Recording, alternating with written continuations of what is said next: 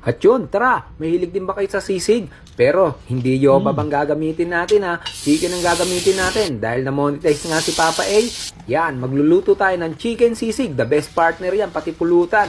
Kaya tara, sisimulan na natin. Napakadali lang nito. At ayun na nga, dahil mura ang manok dito sa UAE, bumili ako ng isang buong manok at hiniwa ko lang ng ganyan yan. Siyempre, hugasan nating mabuti yan. Katulad nung ginagawa ko. Ayan oh.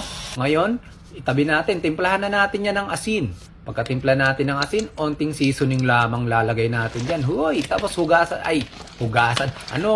Haluin natin gamit yung malinsang kamay. Ngayon, hindi ko na sinabing set aside. Shoutout kay Papa Oblax Tintatero. Ngayon, sa mainit na mantika, magsalang tayo ng kawali. Lagyan natin ng mantika. Yan! Katulad si Papa A naman, nagmamadali. At nung nalagay na natin mantika, buksan natin yung kalan. Yan, parang katulad ng ginagawa ko. Iprito na natin ngayon yung manok. Ilagay natin isa-isa yan. Sabi ko, skin down, pero yung isa, hindi naman skin down. At piprituin lang natin yung lahat ng manok. Yan!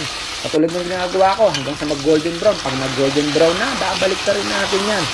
Yun oh, ang sarap yan mamaya. Kahit di na nga ito gawing sisig, masarap na rin ito eh. At nung okay na yung both side nila, katulad nung ginawa ko, ayan oh, hinango ko na, pwede na nga kainin. Sarap na nito iulam sa kanin eh. Pero gagawin natin sisig para medyo special. Cool down natin yan. Habang pinapalamig natin yung manok, yan, i-ready na natin yung 3 inlab na sibuyas, yung 7 pirasong ano ba tawag dyan? Yung kalamansi na galing sa Pilipinas. At syempre, hiwain na kagad natin tong sibuyas sa gusto nating size. At syempre, habang naghihiwa tayong sibuyas, magpapakita muna tayo ng talent ni Papa A. Paanong, ang tawag dito, yung knife skill ni Papa A. Yan, ganyan. Syempre, baka sabihan na naman si Papa A na hambog. Pakita tayo ng konting knife skills. Yan, hiwain natin tong 7 pirasong kalamansi na dilaw na. Dati green yan eh. Hiwa na rin tayo ng sili. Yan, kasi mamaya titimplahan na natin yung sisig. Napakasarap nito. May kurot ng onting hangang. At ito na, nung malamig na yung chicken, yan, hiwain natin ng ganyan. Base sa gusto nating size ha.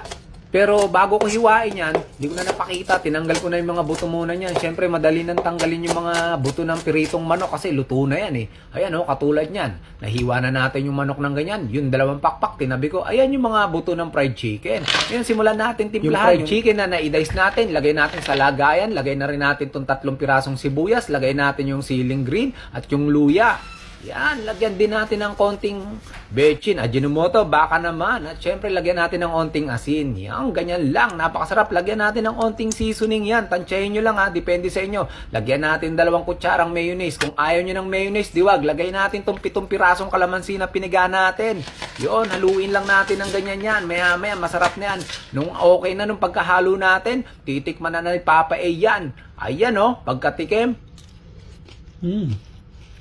At syempre, magsisisling din tayo dyan. Pwedeng hindi, pwedeng magsisling. Ayan o, katulad ng ginagawa ni Papa A. Basta tawagin ng tropa, serve na natin yan. Yun lang, sana natakam kayo ni Papa A. Maraming salamat.